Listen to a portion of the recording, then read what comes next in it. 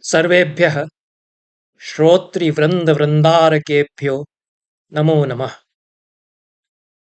I am happy to share some of my thoughts on Ramavtar and his philosophy, Paramārthadarśanam. Ramavtar was born in 1877 and departed from this world in 1928. He had rather a short span of life, only 51 years, but he was a real sturdy figure on the intellectual horizon of modern India. He was an extraordinary scholar, a brilliant philosopher, and an eminent Sanskrit poet. In fact, he was a genius and was also known for his eccentric nature and very unconventional behavior. He had become a legendary figure during his times in Kashi and Bihar, where he lived. If I start narrating those several stories that used to be told about him, it will take hours and hours together. I would therefore come directly to his major contribution to philosophical thought, that is his Paramarthadarśana. Ramavtar Sharma has authored more than 20 books of creative and scientific writing, together with several essays in Hindi, Sanskrit, Bhojpuri, and English. Paramarthadarśanam, a voluminous text written in Sanskrit, is his magnum opus.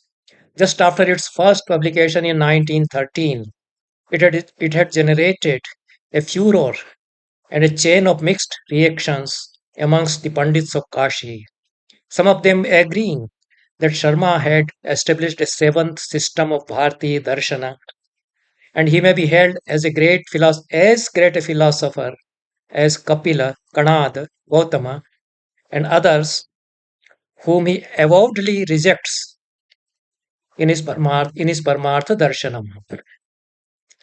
I've given references in my work on Paramarthadarśanam and in my articles also published earlier, who is the Pandit from Kashi who had made studies on Paramarthadarśanam, Pandit Kedarnath Sharma Saraswat.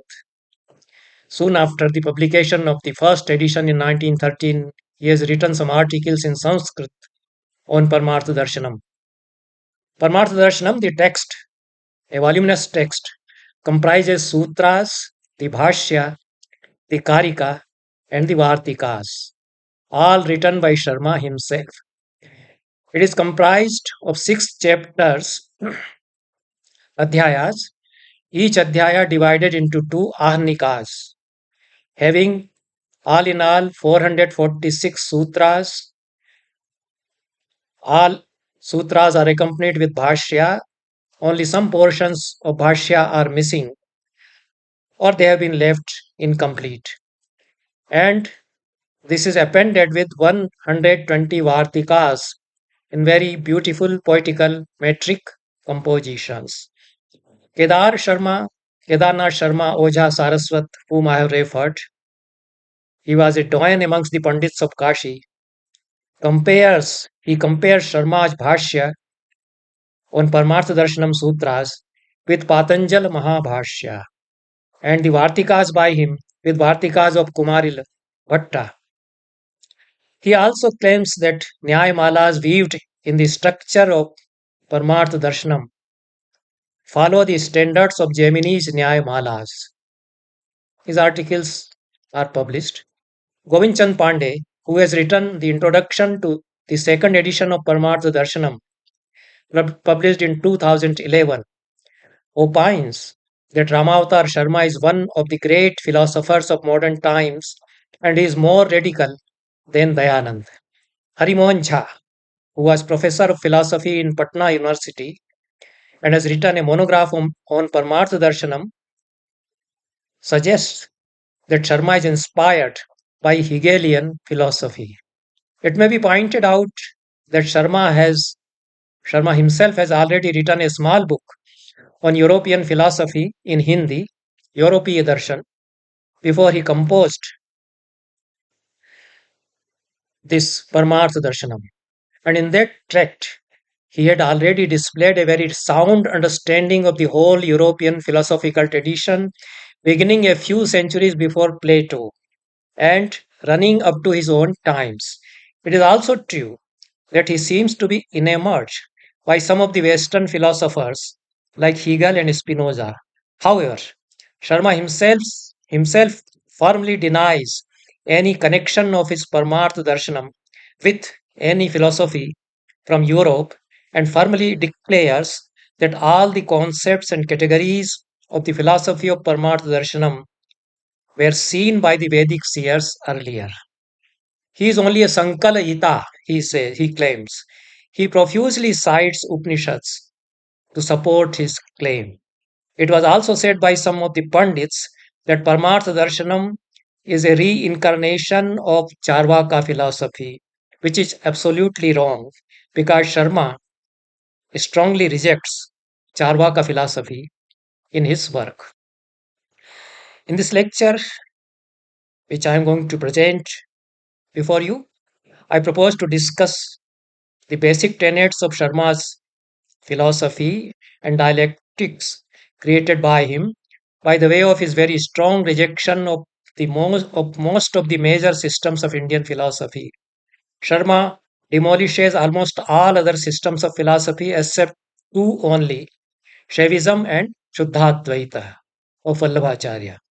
About the first, he is mysteriously silent, and about the second, he says that to a certain extent, Vallabha, whom he calls Vaishwanara, a title which goes with Vallabha, is acceptable to him. And about his silence on Shaivism, I have delivered a lecture which is available on YouTube. Sharma completely overrules the dualities of Maya and Brahman, of Purusha and Prakriti, of Karma and Jnana.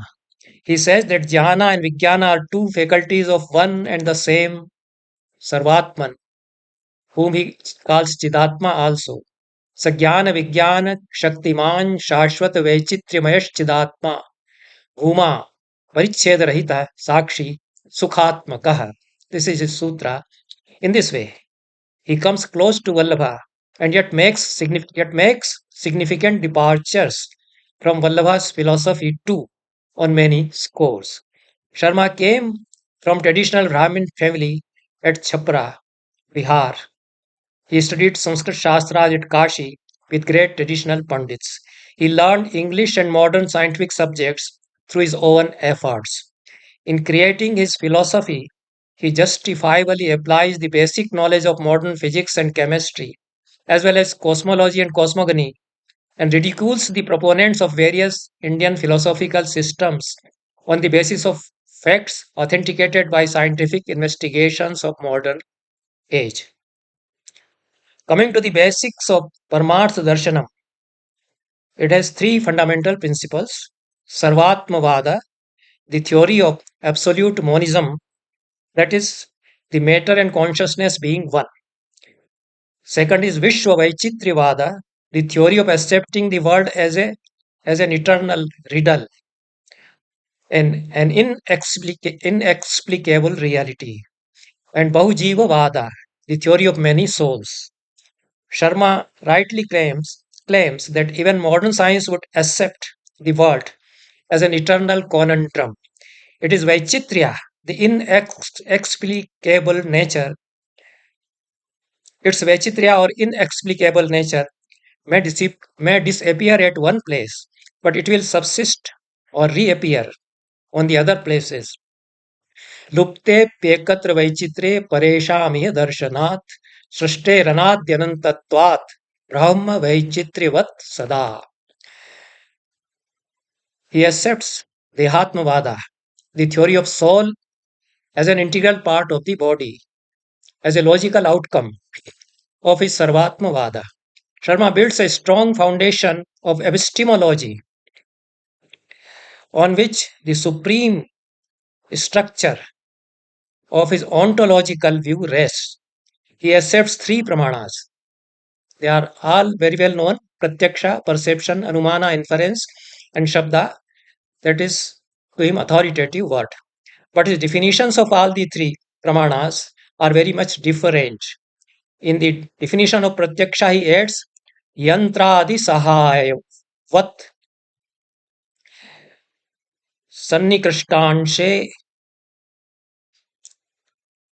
yantradi सन्निकृष्टांश सन्निकृष्टांशे सोपलभ्य यंत्रादि सहायम प्रत्यक्षम. The contact of a sense organ with its subject can be established not only directly but through some mechanical device also, like microscope, etc. And that way you see some of the planets or stars which are thousands and thousands light year away from you.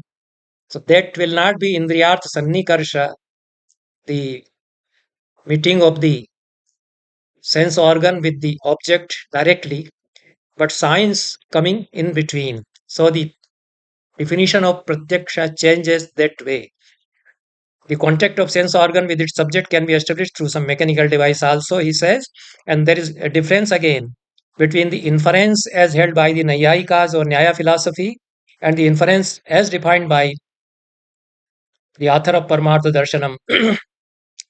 The former rests on the sahacharya or invariable concomitance, and the latter is based on angangi bhava, the relationship of parts and the whole.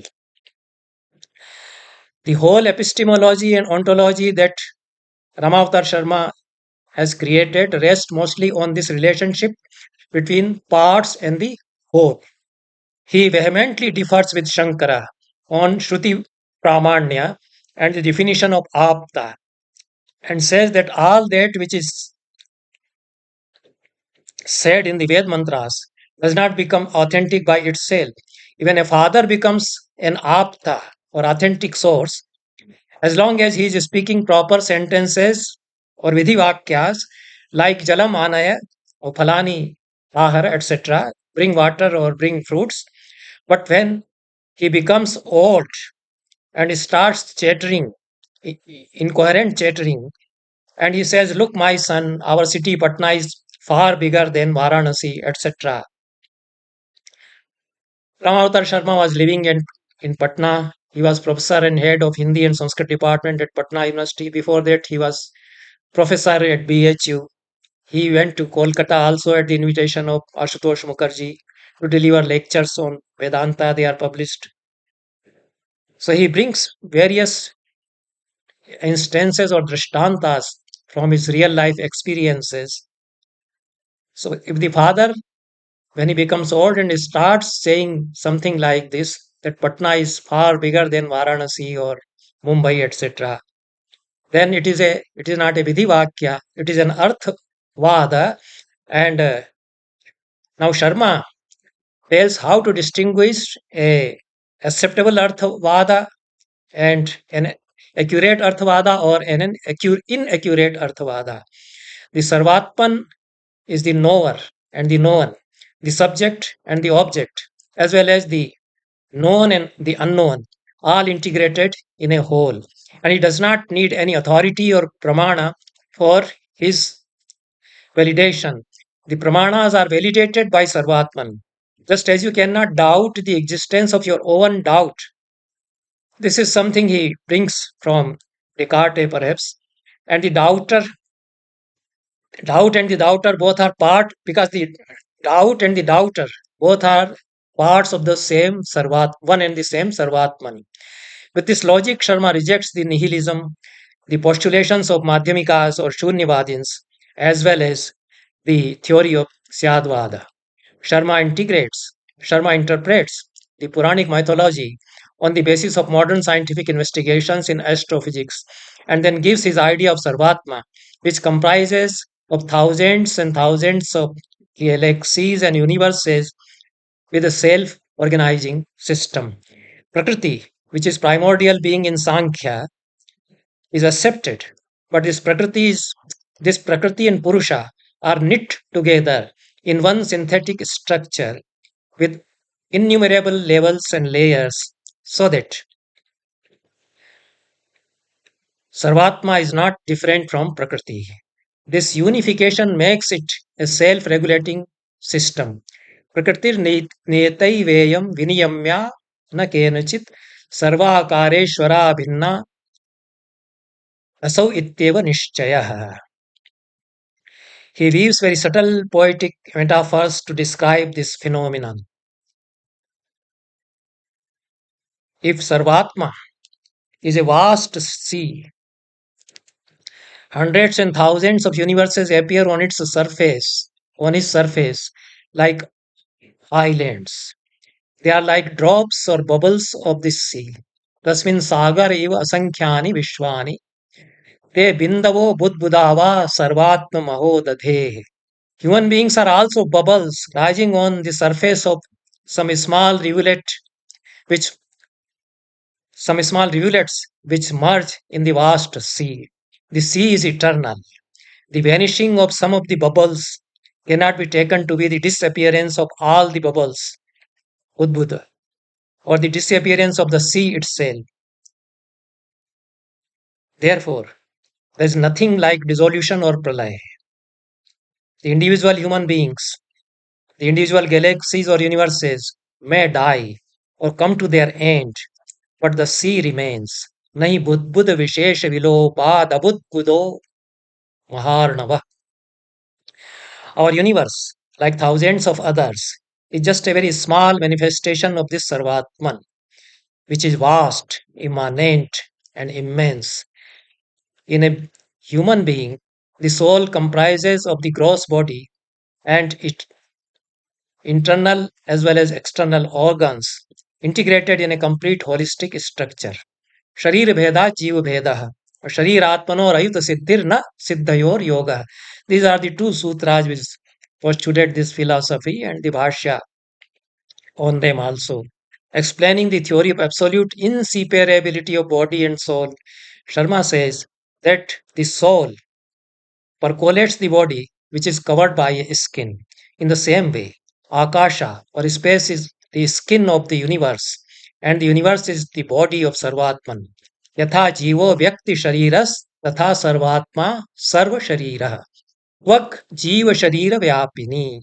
तथा आकाशम विश्वस्यापि तस्मात् तस्य त्वक् samyam. This universe is equated to Prakriti or Sankhya. So, because the soul cannot exist without body, the consciousness cannot remain without matter. Therefore, there is nothing like Nirguna or Nirakara. Nirguna Brahman is an imaginary construct like Vandhya Putra, son of a barren woman. Paramartha would always have some akara or shape, parallel to the metaphor of Vandhya Putra, which he frequently uses throughout the text of Paramārthadarśana and weaves very subtle stories of Vandhya Putra being searched by several philosophers. The Paramartha is explained by the Pratyudaharana or counter example of the son of a fertile woman. Avyahatah putravati putra samah parmarthastadannyo vandhya putra samah. Putravati putra samam tat sambandham na bhikshu sahasranyapi apalapatum chamante. Even if thousands and thousands of bhikshus come to annihilate this son of a fertile woman, they won't be able to because he will be there. Bhikshu is Shankaracharya. Shankar is taken to task for his theory of Vivarta. If the followers of Shankaradvaita cannot accept the genesis of Sakar Brahman from Nirakara, then they should be stopped from vitiating the sutra text of Bhagavan Badarayana in their exercise of propagating Nirakaravada, which is like Shunyavada in a new garb from this Prachanna Bauddha. Badarayana, as per claims of Ramavtar Sharma, did not accept any such thing as Vivartavada. In refutation to the theory that Supreme Being is formless and without any attribute, is Nirguna and Nirakara, Ramavtar Sharma cites the authority of Brahmana text and Upanishads also. Saparatma, Sarvaguna, Sarvakara, Sarvakama, etc. The Sarvatma is partially knowable and partially unknowable. Sharma explains this through the metaphor of a doll studded with jewels. Panchalika, Gudiya, studded with gems. Then the doll is reflected in each of the gems studded in her body, but none of them can reflect her full image because she is the whole and they are parts. A part cannot reflect the whole. The human minds are gems and Sarvatma is the doll. A human being cannot see the whole of his or her own body. How can he or she see the whole of Sarvatman? You cannot see your own back. You cannot climb on your own shoulders. Several such examples Ramavtar Sharma gives in to explain the unknowability of Sarvatman and partial knowability. You can see a part of your own body, you can see a part of Sarvatman. Completely he will always be unknowable.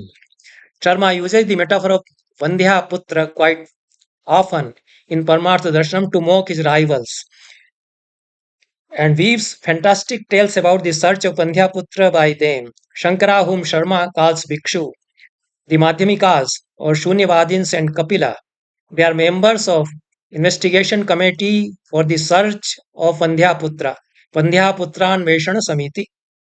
The proponents of Jainism and other schools of Buddhist philosophy fall in the same line. Pure consciousness or Shuddha Brahman of Shankar Advaita as well as Shunya of the Madhyamikas is a Vandhyaputra. Shuddham Brahmeti Namamatram Vandhyaputravat Vaichityattvasya Shashvatatvat Vaichitri Visheshasya Vilopopya Parasmin Vaichitri Visheshe.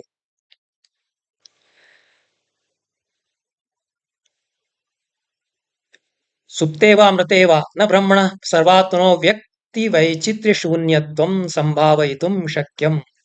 Maya is accepted by Ramavtar Sharma, but the concept of Maya, as propounded in Shankaradvaita, is outright rejected. Maya is there because Vaichitya is eternally embedded in this universe or in the very nature of Sarvatman also. But Maya does not create this Vaichitya because it is eternal and has been there and will be there. Vaichitya itself is a reality or Paramartha.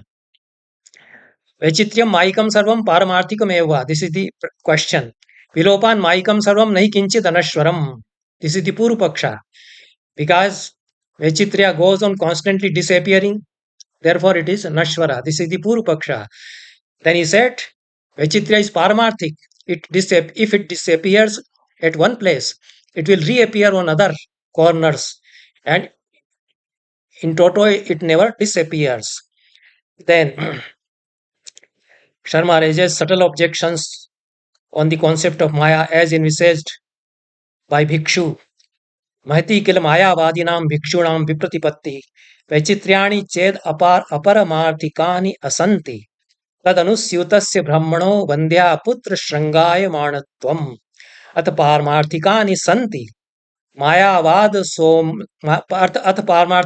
santi मायावाद सोमनाथस्य विज्ञान रत्न लौक्रैक निलयस्य शिरसि महामुद्गर पातः. Wonderful Sanskrit he writes. The prose that Ramavtar Sharma writes, nothing like the prose of Ramavtar Sharma in modern Sanskrit. Very powerful, sparkling, brilliant prose.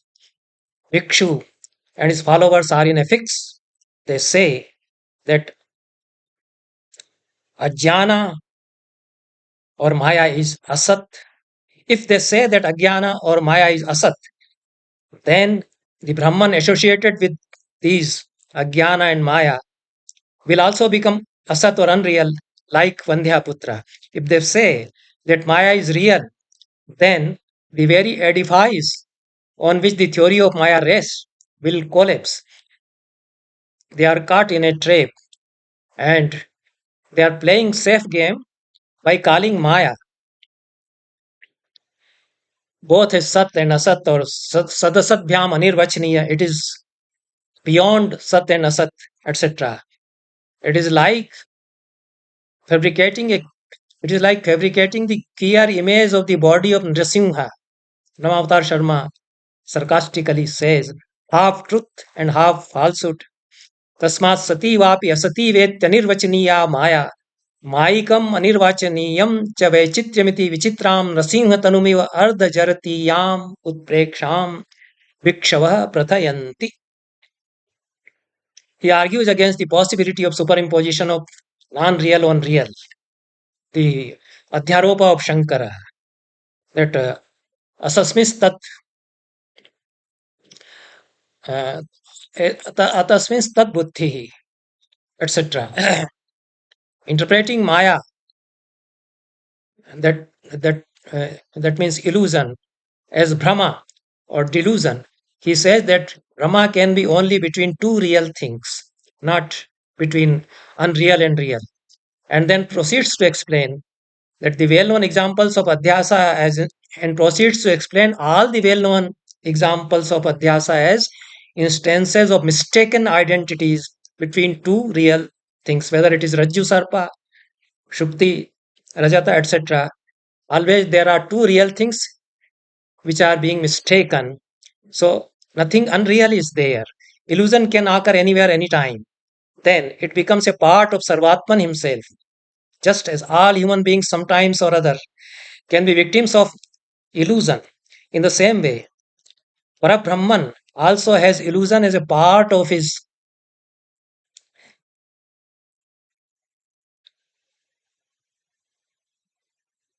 existence. Maya, therefore, can be accepted as a part of the whole of the Sarvatman. Vishwa is Paramartha, consciousness is also Paramartha, and Vechitya is also Paramartha. The theory of momentariness is unacceptable because Vishwa or universe is eternal and Sarvatman is also eternal. The Kshanikvada of Bauddhas is refuted through these postulations. Both of them are integrated in a single structure. Both of them, this Vishwa and Maya, by Samvaya Sambandha. And both are characterized by Vaichitrya, which is also eternal. Things in this world perish, but this is only partial destruction. It does not annihilate the whole. There is difference between asatva, disappearance, and atyanta sattva, absolute disappearance. Worldly things are simple fractions or parts of the whole, which is vast and immense and all pervading. The absolute disappearance of this immensity is impossible. The gross body is a manifestation of the jiva. In the same way, this Vishwa or the universe is the manifestation of Sarvatma. Yatha jivo vyakti shariras tatha Sarvatma sarva sharira. Tvak jiva sharira vyapini. Tatha akasham vishwasya tasmat tasya tvak samyam. The jiva has the body of a person, and the body and the jiva, they are fused in one complete whole. In the same way, space is the skin or body of Sarvatma. So it is like Tvak or Tvacha of Sarvatma. Sarvatma is comprised of individual bodies and jivas or limited selves within them, and he is also comprised of all the universes in his bodies. Here, Sharma devotes a large section of his voluminous text to modern concepts of galaxies, light year, and several Brahmandas. He is the subject, he, the Sarvatma or Chidatma, is the subject and the object. Sharma uses two words, Sarvatma and Chidatma. They are two levels of one and the same reality. Chidatma sees the whole body, therefore he is Sakshi, and sense organs also he sees within himself. Then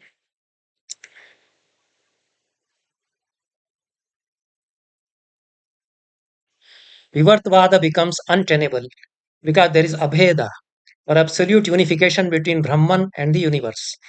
Using Brahman or Chiti, consciousness, and Vishwa or universe as separate terms in language is like using words bubble and sea separately as two diverse entities, even though they are one and the same. In the same way, in the same very bombastic style for which Ramavtar Sharma earned a lot of evil reputation, he weaves the metaphor of battle between Rama and Ravana to describe his war with the Bhikshu or Shankaracharya. So the Vedantins will, of course, be very angry, but these are not my views. It is Ramavtar Sharma in his very sparkling, brilliant prose. He weaves this metaphor of his fight with the Ravana, who is Bhikshu here, and he brings the Rama of Paramartha to put this Ravana to an end. तस्माद् व्याहति परंपराभिर्वंध्या पुत्र समितेः स्वयंवर स्रग्भिरिव परीतस् तां परिगृह्य तदावास भूमौ तमसि सचिरमन्यैस्तत्रत्यैः स स्वधर्मान् अनुतिष्ठतु प्रकाशमयं न स लोकमस्तीत्युपदिश्य etc. He says that surrounded by the other members of the investigation committee for the barren woman's son, the Shunyavadin waits for the bride in the Swayamvara of Sita. But then enters Prachanna Buddhist Shankara, Bhikshu or Shankaracharya. Tasmin Prachanna Saugat iti prathito Mayavadi Mayam Vijrambayan Vadati Jnanamastiti Evam Vadansh Chiranjeeva Saumya Tajjanam च शाश्वतम निर्गुणम निराकारम निर्विकारम प्रतिपद्यथाः सुषुप्तौ समाधौ च सत् संपत्तिर्मृतौ चेति तमेतं दक्षिणारण्यचरं युगान्तरीयं माया भिक्षुं ब्रह्मवादिनमपि सर्वस्वापहारिणं मायासेनामन्विष्य पारमार्थिक रामेण मायां परित्याजयता स्कन्दितं प्रतिवदामः. This Shlesha or Peronomsia,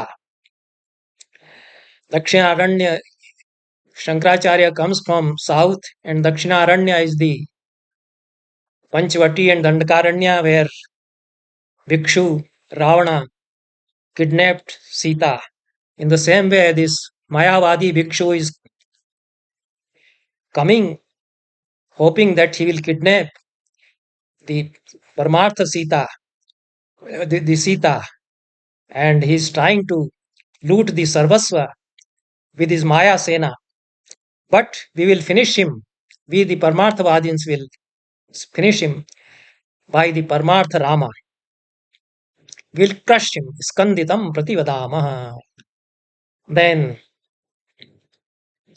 I will omit very beautiful other passages from this, and then he challenges this Bhikshu Ravana.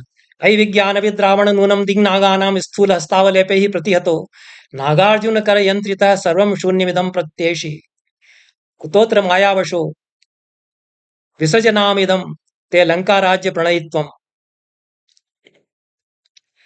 अस्पृश्यम Shashwat तिष्ठतु विभीषणस्ते भ्राता सौगतः. Dignaga, there is a shlesh in the word Dignaga.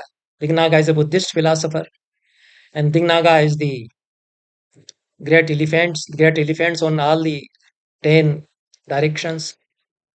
So the Sthul Hastava Lepa, again Shlesha. So escaping from the Sthul Hastava Lepas of the Dignagas and Nagarjuna Kara Yantrita, you are bound by the chains of the hand of Nagarjuna. There is a Shlesh, again pun on the word Nagarjuna, Buddhist philosopher, and again elephant. So you have given up yourself to Tingnaga and Nagarjuna, and you think that Shunya is everything, and you are interpreting this Shunyavada in a new idiom. Now leave this Lanka Rajya to your brother Vibhishan, who is your brother, this Saugat Matanuyai. This is his language. It is difficult to translate that way. And there are many such passages. He says that now, after doing away with this Ravana, Sarvaswapa Harinam Maikam Shunya Arnave Nirasya, Paramarthik Shashvat Vaichityam Sarvanubhav Gocharam Aparayodhyabhikyam Janakananda Hetum Atmapuram Pratipannasma. Now we have reached this Janakananda Hetu Atmapur. Again, Shlesha in the word Janaka, Janakananda, etc. In this way, he refutes Nayayikas, including the Vaisheshikas, for their epistemology, and but not with this bitterness which he displays for Advaita Vedantin, who is Shankaracharya. He is the main culprit for Ramavtar Sharma. He calls the Nayayikas and Charvakas together as Haitukas. They are Hetuvadins, Karanvadins. And he refutes their theory of inference that there is an invariable relationship between Karan and Karya. Wherever there is a Karya, Karan has to be there. And he said that it is ridiculous. On the other hand, Charvaka denying the theory of inference is equally ridiculous. Sharma is extremely hostile to Advaitvadin and the Shunyavadin, but rather soft about the Charvakas and the Sankhya, and even agrees with them to an extent. He accepts the categories enumerated by Kapila in his Sankhya, but discards his stand on difference between Prakriti and Purusha. Prakriti Purusha Bheda Kapilasya Nanu Pramada Lahari Sa. This is the Pramada committed by Kapila, that he makes two different entities as Prakriti and Purusha. There is no difference, it is one only. So, and the treatment as two separate categories. Charvaka is equally condemned for his materialistic view, but Sharma gives him some credit for calling rituals as ridiculous. Sharma himself makes Vedic rituals like the king going to sleep with the sacrificial horse in Ashwamedha ceremony as laughing stock. Then his concept of Shabda and how to apply the Shabda Pramana, various examples he takes to explain it. All these Pramanas are authenticated by the knowledge of Paramartha, and if Paramartha is known, everything becomes known. Applying Descartes' logic, Sharma says that one cannot doubt over his own doubt. Therefore, absolute doubt is impossible. He refutes the theory of momentariness on the basis of this logic, and then says, I will send the followers of Yogacara school also to be admitted in the committee for the search for Vandhyaputra, to grant the so-called committee the favor of increasing its membership. Anyway, in this way, Ramavtar Sharma critiques all the systems of Indian philosophy, basing his Paramārthadarśana on the basis of Upanishads, as he rightfully claims, and only Shaivism and Vallabha Shuddhadvaita. These two are left without any attack. Shuddhadvaita is accepted, perhaps with certain reservations, but he didn't elaborate upon it. Maybe that some portions of Paramārthadarśanam are missing. We hope that he should have said something more about the acceptability of Shuddhadvaita in the orbit of this, in the framework of this Paramārthadarśanam. And he raises the question as to why these so-called philosophers, why these philosophers of all the various systems, six darshanas, shat darshanas, they are all set for the futile task of searching the son of the barren woman, when the scientific knowledge can dispel their doubts. His answer is that they are unable to make a distinction between the two poles of Vidhi and Arthavada. And that way he gives He devotes a large portion of his Paramārthadarśana to the concept of Vidhi and Arthavada and Pramada and Vyaghata. And these are the concepts he elaborates upon how to distinguish between Vidhi and Arthavada. And that way he tries to develop a kind of logical, systematic philosophy. And in this way, Ramavtar Sharma, to me, is definitely one of the greatest philosophers of modern times. Even those like Govindchand Pandey, Kedarnath Sharma Saraswat, Hari Mohan Jha, they are well known pundits and philosophers. They have read him and they agree that had Ramavtar Sharma written this text in English, he was delivering lectures through English also. He could have written in English, but this kind of standard Shastric text was not possible in English. It could be possible only in Sanskrit for him. But had he written it in English, he would have been treated as great a philosopher by the philosophers of other countries like Whitehead or Wittgenstein, etc., etc. Thank you very much. Here I end this discussion for the time being on Ramavtar Sharma. But I've been speaking on Ramavtar Sharma and I'll continue to speak on him. Thank you very much. I am grateful to the Indian Council of Philosophical Research who conferred the National Fellowship on me. And under that National Fellowship, I'm trying to make an study of this Paramārthadarśana by Ramavtar Sharma. I'm thankful to all who have been the source of encouragement for me. Thank you.